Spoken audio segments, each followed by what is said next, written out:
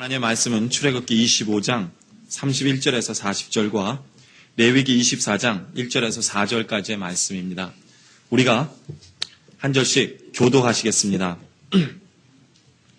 너는 정금으로 등대를 쳐서 만들되 그 밑판과 줄기와 잔과 꽃받침과 꽃을 한 덩이로 연하게 하고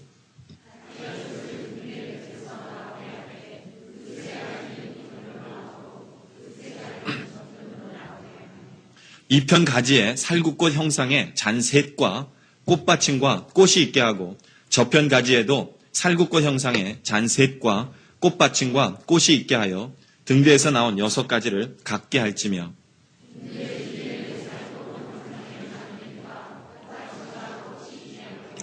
등대에서 나온 6가지를 위하여 꽃받침이 있게 하되 2가지 아래 한 꽃받침이 있어 줄기와 연하게 하며 또 2가지 아래 한 꽃받침이 있어 줄기와 연하게 하며 또 2가지 아래 한 꽃받침이 있어 줄기와 연하게 하고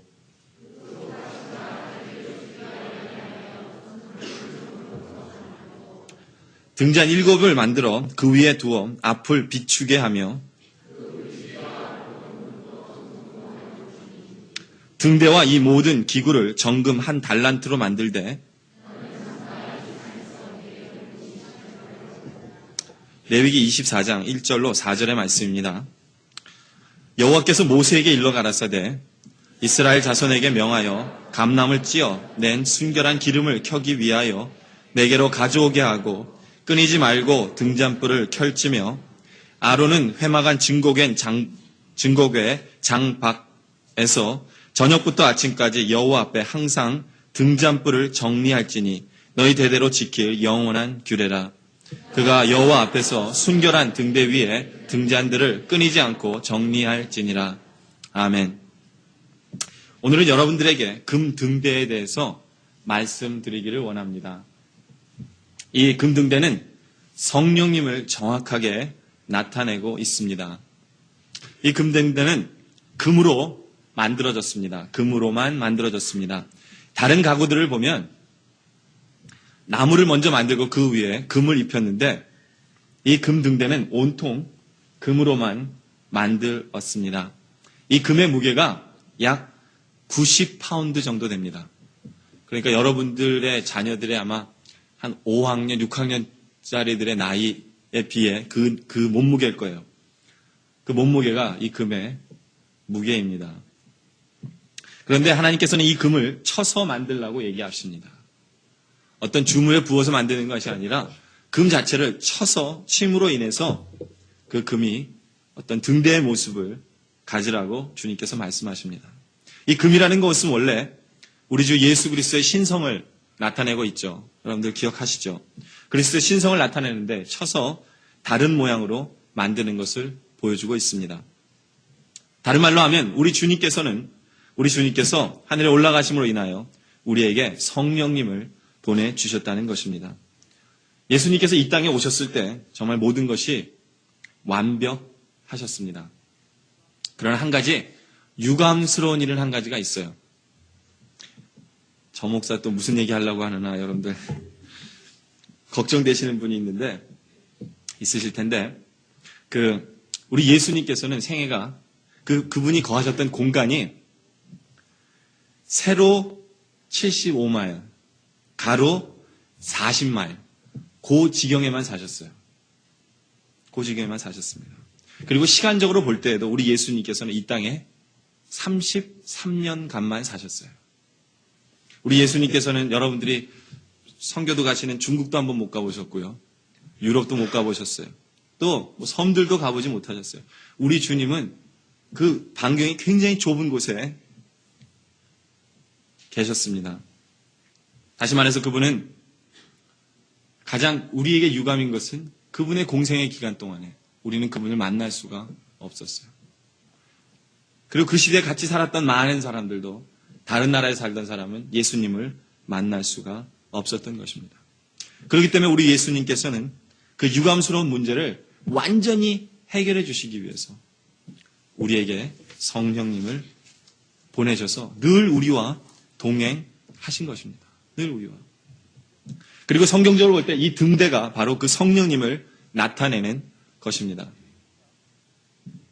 우리가 이 등대 모양을 보면 7개의 줄기로 되어 있습니다.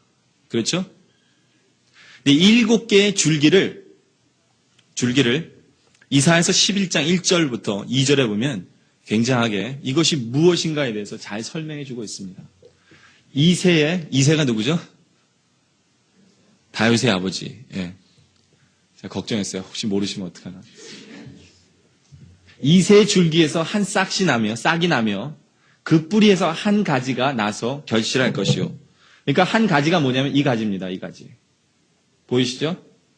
이 가지인데 이 가지를 또 2절에 보면 어떻게 설명하냐면 여호와의 신이라고 얘기합니다.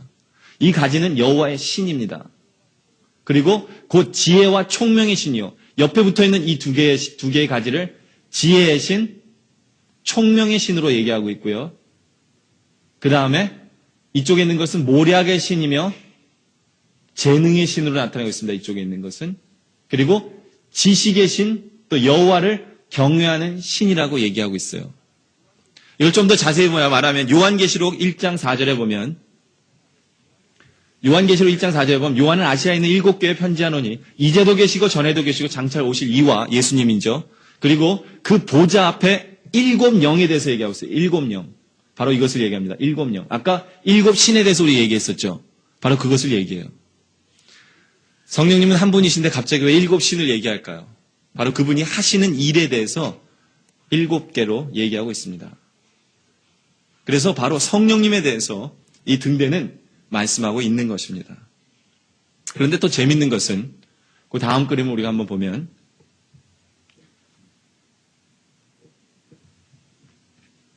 네, 이 그림입니다. 이 그림을 보면 이 성령님의 이 촛불은 성령님을 나타내는 이 촛불은 세상 사람들이 보지를 못해요.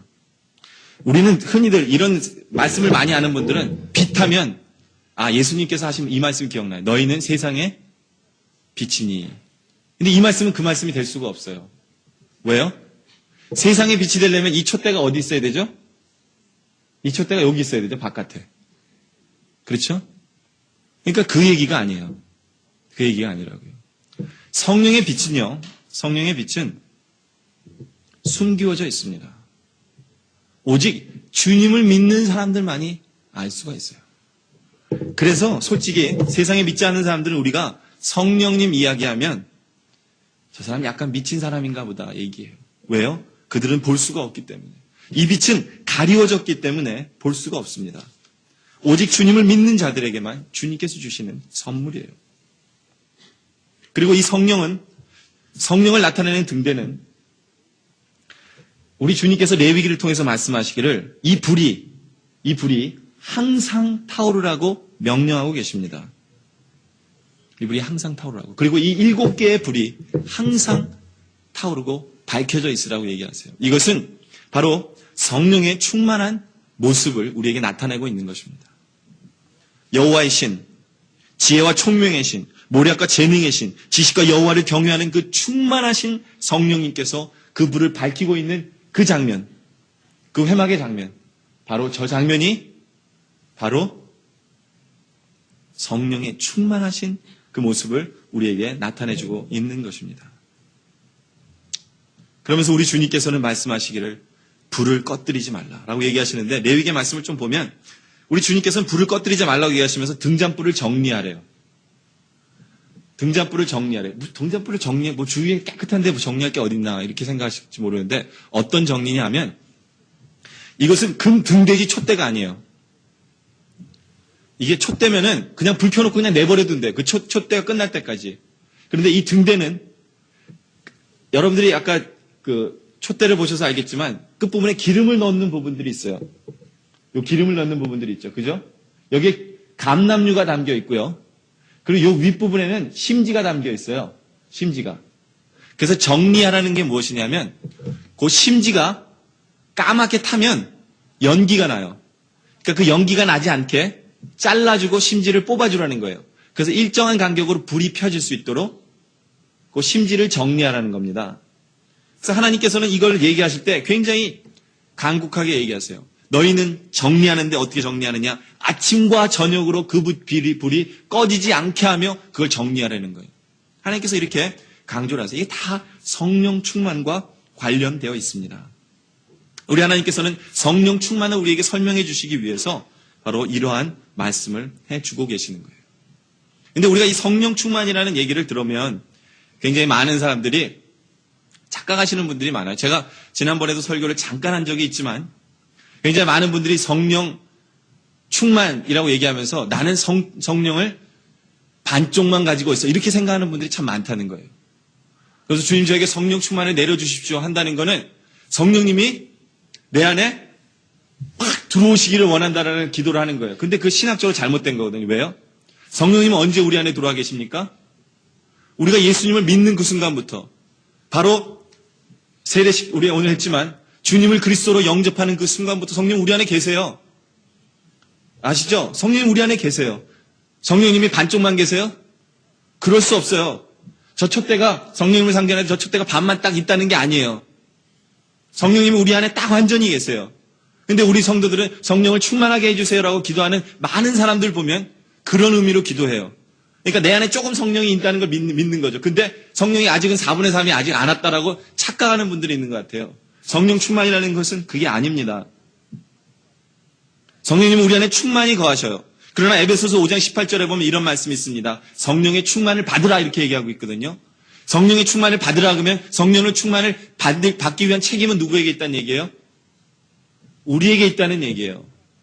우리가 어떻게 사느냐에 따라서 성령 충만이 이루어지느냐 안 이루어지느냐가 나타난다는 거예요. 성령님 우리 안에 충만히 거하시기 때문에 이제는 우리가 어떻게 사느냐에 따라서 성령님께서 우리 안에 충만하게 역사하시느냐 안 하시느냐가 결정이 난다는 겁니다. 여러분들 이 말씀을 잘 아셔야 돼요. 그러면서 우리 주님께서는 너는 불이 꺼지지 않도록 간곡하게 얘기를 하시면서 우리에게 성령 충만은 이렇게 되는 거야 라고 말씀하십니다. 첫째로 여러분들에게 말씀드리고 싶은 것은 소명의식과 책임이 있어야 한다는 것입니다.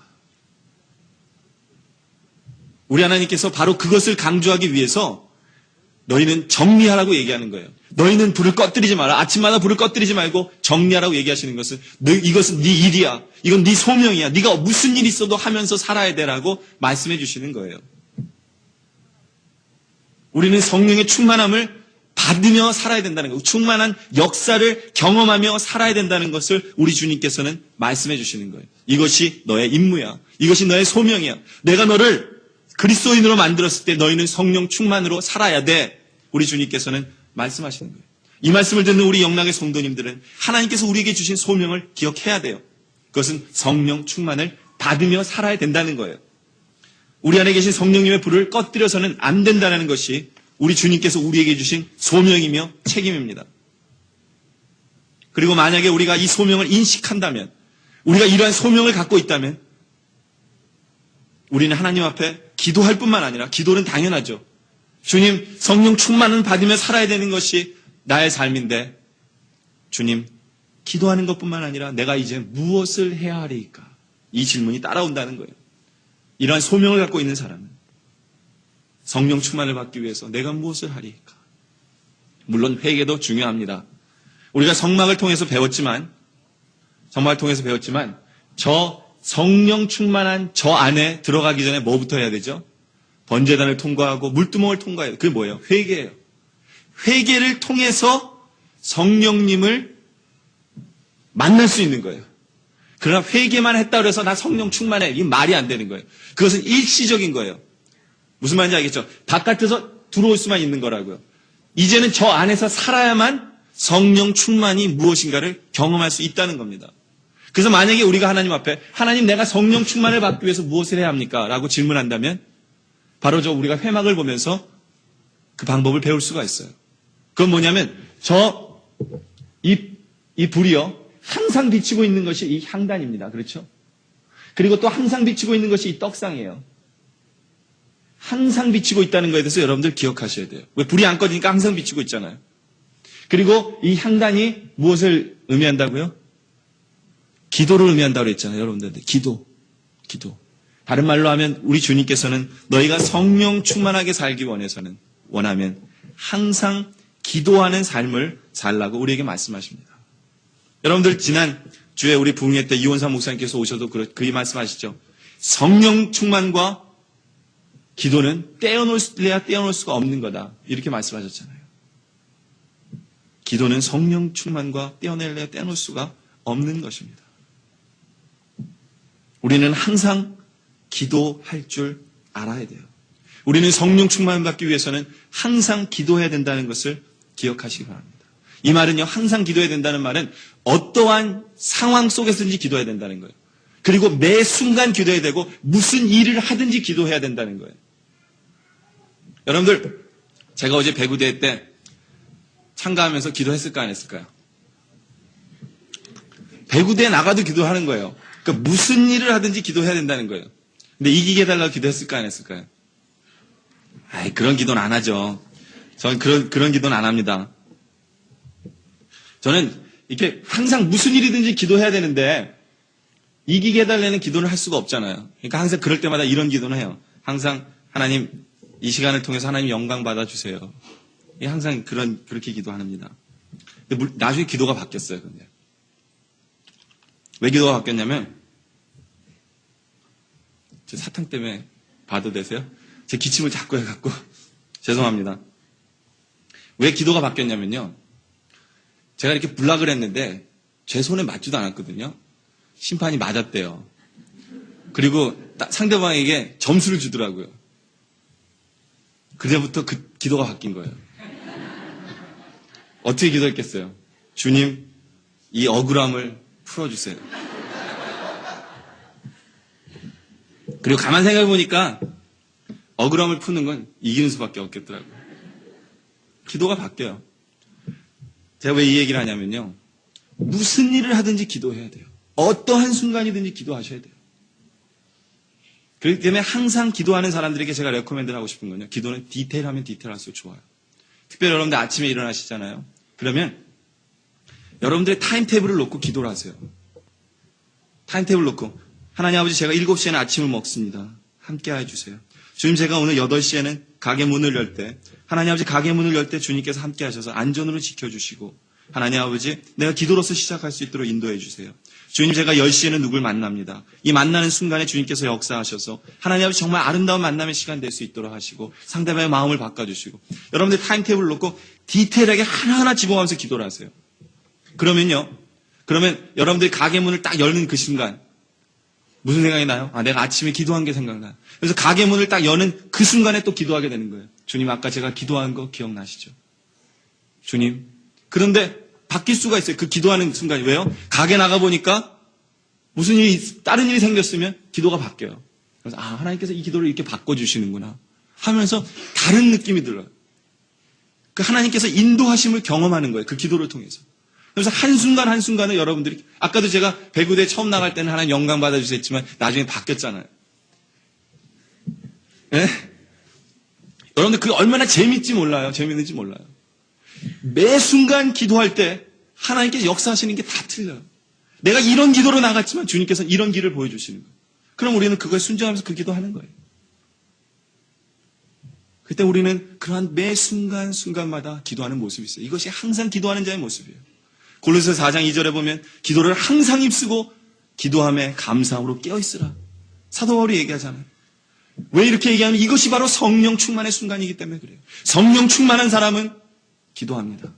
근데 항상 기도하는 거예요. 굉장히 많은 분들이 성령 충만은 일시적인 것으로만 착각하는 분들이 많아요. 일시적으로 감정이 뜨거워지면서 막 내가 뜨거워지면서 나의 모습이 막 변하는 그 순간을 나 성령 충만 받았다라고 얘기하는데 그것이 아닙니다. 오늘의 이 성막을 보더라도 성령 충만이라는 것은 항상 불이 켜져 있는 거예요.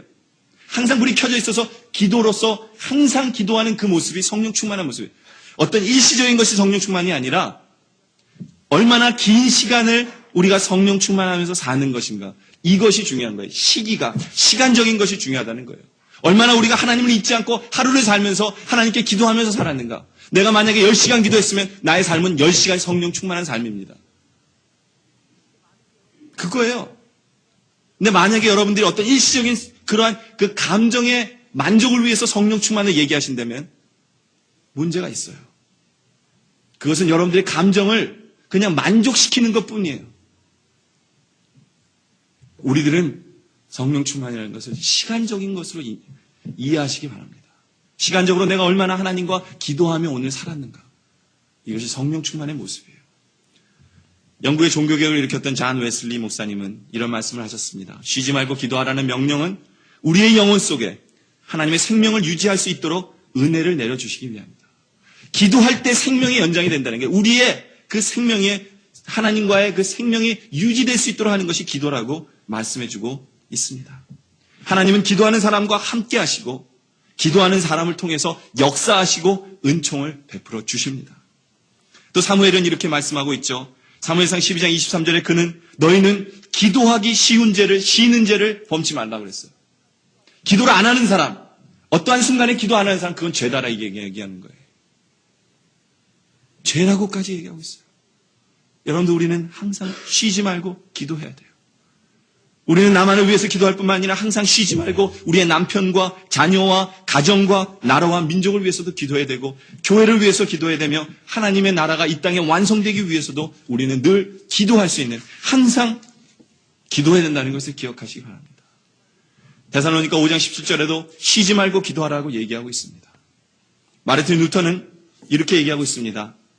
기도는 인생에 있어서 가장 소중한 일이다. 만약 하루라도 기도를 소홀히 한다면 신앙의 정열을 잃게 된다. 기도를 하루만 쉬는 그날이 있으면 그 하루는 신앙의 모습이 없는 그 사람의 삶이라고 얘기해요. 만약에 우리가 1시간 기도하는 시간이 없다면 우리가 24시간 사는데 1시간 기도 안 하고 살았다면 우리는 그 1시간은 신앙으로서 산 것이 아니라는 얘기입니다. 그렇기 때문에 우리가 잠자기 전에 주님 앞에 기도하잖아요. 주님, 내가 잠을 자지만 나의 영혼을 붙잡아 주시옵소서. 왜요? 그 순간도 잠자는 시간도 주님과 함께하는 시간 되기 원하는 그 소원의 모습이에요. 18세기 영국의 시인 윌리엄 쿠퍼라는 사람은 기도를 포기하는 자는 전투를 포기하는 군인과 같다라고 얘기하고 있습니다. 우리는 항상 전쟁 중에 사탄과 전쟁을 하고 있는 우리가 기도를 안 하는 그 순간은 사탄이 우리에게 쳐들어왔을 때 나 잡아먹으시오 하는 거랑 똑같다는 얘기예요. 우리는 그 순간에는 사탄의 포로가 되었다라는 고백하는 순간이라는 거예요. 그 때문에 우리는 항상 기도해야 돼요. 항상. 이것이 성령 충만의 모습입니다. 여러분들 항상 기도하셔서 승리하시기 바랍니다. 세 번째로는 항상 말씀에 붙들려져 있어야 된다는 거예요. 왜요? 저 촛대가 바로 이 떡상을 말씀을 상징하는 떡상을 비추고 있기 때문에 여기서도 중요한 것은 항상입니다. 항상. 많은 분들은 항상 기도하고 쉬지 말고 기도하라는 것에 대한 많은 말씀들이 있어요. 그런데 우리 성도들을 보면 굉장히 부족한 것이 말씀을 붙잡고 하루 왼종일 사는 사람들이 별로 없어요. 대부분의 성도들이 하루에 1년 1도 하기 위해서 성경 3장 읽었으면 야, 나 많이 읽었어. 이 정도는 돼 하고 끝나버려요. 그냥 그 사람의 성령 충만한 삶은 그 성경이 있는 그 순간이었어요. 그거예요. 그렇게 살지 말라는 거예요. 우리 주님께서는. 항상 말씀을 붙잡고 말씀에 붙들려서 말씀이 어디 가면 내가 따라가는 거예요. 왜요? 말씀이 붙들려 있기 때문에. 말씀만 하는 한 초도 1초도 떼어내느냐 떼어낼 수가 없는 그러한 삶을 살아야 된다고 얘기하시는 겁니다. 이것이 성령 충만이에요. 성령 충만의 대표적인 사람이 바로 사도 바울인데 사도 바울 자기 자신이 스스로로 이렇게 얘기해요. 나는 하나님 말씀에 붙잡힌 자다. 이렇게 얘기하고 있어요. 우리는 하나님 말씀에 붙잡혀서 살아야 됩니다. 항상 하나님의 말씀을 기억하고 있어야 돼요. 여러분들 어느 길을 걸어가다가 누가 딱 누르면 하나님 말씀이 나와야 돼요. 하나님 말씀이 딱 생각이 나야 돼요. 여러분들이 가게 문을 열 때 하나님 말씀이 딱 생각나야 되고 어떤 손님을 만날 때 하나님 말씀이 딱 생각이 나야 돼요. 그것이 하나님 말씀에 붙들린 자의 모습입니다. 그러면서 그 여러분들은 하나님 말씀의 그 모습이 비춰져야 돼요. 이것이 하나님 말씀에 붙들린 자예요. 어떠한 순간에서라도 하나님 말씀이 떠오르고 그 말씀대로 살아가는 모습이 이것이 성령 충만한 자의 모습이에요. 어떤 엄마의 얘기입니다. 어느 날 막내 아이가 담배 모양으로 된 껌을 구해갔고요. 자기 엄마 놀리느라고 자기 엄마 앞에서 그걸 이렇게 담배 피는 신용을 했어요. 그러니까 엄마가 빗자루를 들고 때리러 갑니다. 그러니까 이 애가 도망을 가면서 엄마한테 엄마 이거 담배 아니야. 그래서 까니까 뭐예요? 껌이잖아요. 이거 껌이야. 나 씹잖아. 그래서 껌을 씹는 거예요. 그러니까 엄마가 빗자루 갖고 때리려다가 이게 지금 망설여지는 거예요. 얘가 담배도 안 폈고 담배를 들고 있지도 않았는데 때리려니까 좀 이상하고 그렇다고 이걸 안 때리려니까 이상하고 그때 딱 어머니 머릿속에 이 성경 구절이 생각나더래요. 악은 모든 모양이라도 버리라. 이 애가 맞았을까 안 맞았을까요? 맞았죠. 여러분들 이 짧은 순간이지만 저는 그 어머니의 말 속에 참 저렇게 살아야 된다 생각해요. 항상 하나님의 말씀에 의해서 움직여야 돼요. 하나님 말씀에 의해서. 그리고요, 제가 목사가 되면서 하나님 앞에 가장 감사한 게 뭐냐면요. 목사는 항상 말씀을 준비하면서 다녀야 되기 때문에 머릿속에 말씀이 맹맹맹 돌아요. 그러니까 무슨 일이 다가 말씀이 딱 떠오르잖아요. 그 은혜가 얼마나 큰지 몰라요. 그 은혜가. 그것 때문에 정말 신나는 일도 많고요. 어떤 때는 자신 있게 생기고요. 그런 게 얼마나 많은지 몰라요. 요번에 제가 아까 배구 대회 얘기하다 말았는데 저는 지난주에 큐티 할 때요. 제가 여러분들 7분 묵상에 대해서 가르친 적 있잖아요. 큐티 강의. 오신 분들은 아실 텐데 뭐냐면 너무 바쁘고 또 큐티가 힘들어서 못 하시는 분은 한 단어만이라도 붙잡으라고 제가 얘기했잖아요. 왜냐면 제가 그렇게 큐티를 많이 하거든요. 그래서 그 단어를 항상 머릿속에 넣고 다니라고 얘기했잖아요. 근데 지난주에 유난히도 많이 나온 단어가 무슨 단어냐면 징조라는 단어예요. 누가복음 21장을 지난주에 했거든요. 저희가 생명의 삶을 통해서. 징조라는 단어가 무진장 많이 나와요. 그러니까 저는 징조 하면서 내 삶에서는 무슨 징조가 있을까 이런 생각 참 많이 했거든요. 근데 어제 배구대회 가면서 징조 하니까 무슨 징조를 생각했어요. 오늘 내가 배구대회 나가면 우리가 나가면 이길 징조는 있을까 이런 생각. 솔직한 생각이에요. 징조 하면서 이길 징조는 있을까. 뭐 이런 생각을 하면서 그 배구대회를 임했는데 솔직히 마음은 이기고 싶었어요. 그런데 뭐 이렇게 징조가 안 보이더라고요. 너 이길 거야 뭐 이런 게 안 보였어요. 그래서 근데 이제 잘 하나님께서 인도하셔서 다 이제 그 세 게임을 다 이기군요. 이제 마지막 결승전이 남았는데 제 팔이 감각이 없어요. 하도 그냥 그 볼을 그냥 때려 놓으니까 그리고 모처럼 배구를 했더니요. 이 엄지 손가락이 멍이 들면서 이 팔 전체가 감각이 없어요.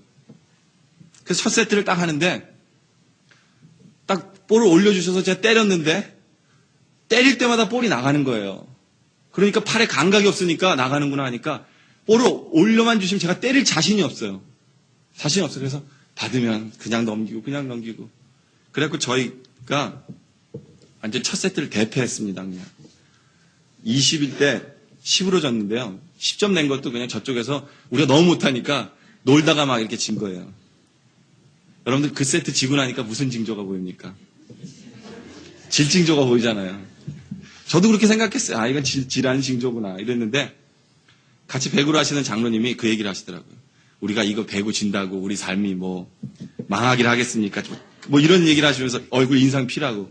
딱 그러셨을 때 저한테 이 구절이 생각이 났어요. 무슨 구절이 생각나냐면 항상 기뻐하라. 항상 기뻐하라. 솔직한 심정에 항상 기뻐하라. 그래서 제가 배구하다 말고 배구하시는 분들에게 그랬어요. 배구는 기뻐하면 이긴다 이렇게 얘기했거든요. 배구하시는 분들이 저 목사가 왜 갑자기 기뻐하는 거랑 배구 이기는 거랑 무슨 상관이 있는데. 근데 그 구절이 생각이 났으니까. 근데 그 구절이 생각났을 때 무슨 징조일까 그거? 이길 징조잖아요. 근데요, 이기는 게 쉽지가 않았어요. 세컨 세트 올라가는데, 하나님께서 제 마음을 시험하시는 것 같아요. 너 말씀대로 사는지 안 사는지. 왜냐면, 막 속이 터지는 일이 많아요. 배구할 때 제일 속이 터지는 일이 뭐냐면요. 우리는 억지로 한 포인트를 따오면, 우리 서비스 하는 사람이 실수하는 거. 그게 제일 열나요. 그 전까지 서브 실수 한 번도 안 하더니요. 그 두 번째 세트는 하나님께서 시험을 하시는 건지 몽졸이 줄줄이 다 한 명씩 다 서브 실수를 해갖고 올라가는 거예요. 그러니까 1대1, 2대2, 3대3, 4대3 해갖고요. 나중에는 18대18, 19대19 그때마다 다 포인트가 어떠냐면 우리가 힘들게 싸우면 서브에서 지고 꼬박꼬리에서 20대 20까지 그랬어요. 그래도 저는 그것만 믿는 거예요. 항상 기뻐하라. 항상 기뻐하라. 근데 그 말씀 붙잡고 있었더니 이겼어요. 두 번째 세트를. 그리고 이제 세 번째 세트가 됐는데, 그래도 참 힘들었는데, 제 손에 아까도 얘기했잖아요. 맞지 않았는데 심판이 맞았다는 거예요. 그리고 상대방이 점수를 주는 거예요. 그래서 제가 그 심판한테 가서 그랬거든요. 제가 목사입니다.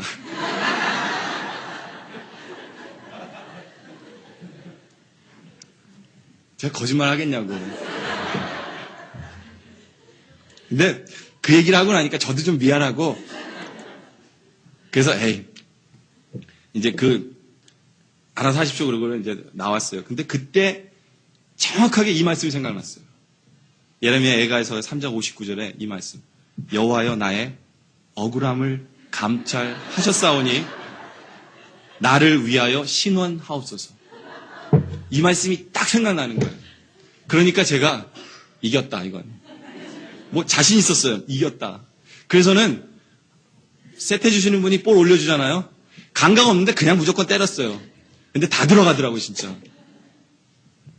하여튼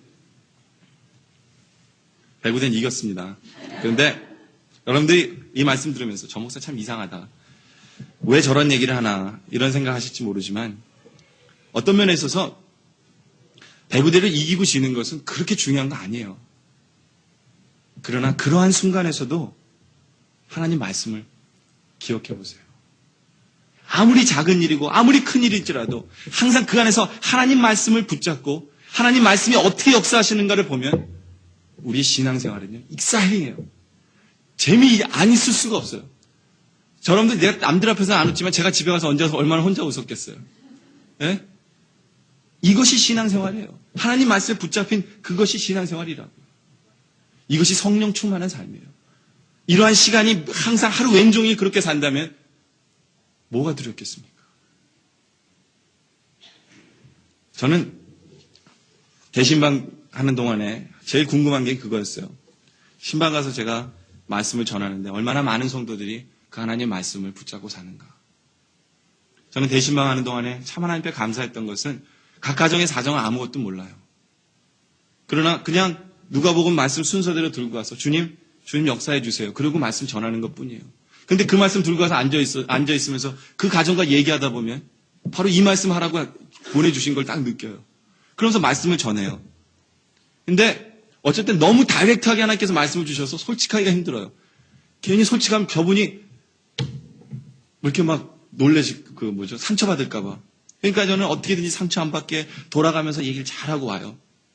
그러면서 제 마음속에는 저분이 얼마나 저 말씀을 기억하고 계실까. 그런 생각도 참 많이 해봐요. 여러분들, 하나님 말씀은요, 우리의 삶을 항상 인도하세요. 우리가 삶을 살면서요, 항상 하나님 말씀 붙잡고, 우리가 항상 하나님 말씀 기억하며 살면요, 성령 충만이 어떤 건지 여러분들 느껴져요. 이게 성령 충만이에요. 이래서 성령 충만 받으려고 사람들이 하는 거예요. 여러분들, 성령 충만 받으시기 바랍니다. 성령 충만 받기를 소원하시고 항상 기도함으로 성령 충만하게 사시며 항상 말씀에 붙들려서 성령 충만하게 사시는 우리 영락교회 성도님들 되시기를 주님의 이름으로 축원합니다. 다 같이 기도드리겠습니다. 아버지 하나님, 빈들의 마른 풀같이 우리의 영혼은 시들어 있는 것을 주님 앞에 고백합니다. 이제 주님께서 성령의 충만함으로 우리 안에 역사해 주시옵기를 간절히 바라옵니다. 아버지 하나님, 벌써 주님께서는 성령님이 우리 안에 충만하게 거하고 계십니다. 이제 우리가 믿음으로 항상 기도하며 항상 말씀 붙잡고 살아가기를 소원하는 주님의 음성을 들었사오니 이제 세상에 나가서 이제 이곳에부터 지금 이 시간부터 우리가 항상 기도하며 살게 하시고 항상 말씀 붙잡며 살게 하여 주셔서 말씀에 붙들린 삶으로 살아가게 인도하여 주시옵소서. 주 하나님 아버지, 성령의 담비를 우리의 삶에 충만하게 부어 주시옵소서. 예수 그리스도의 이름으로 기도드립니다.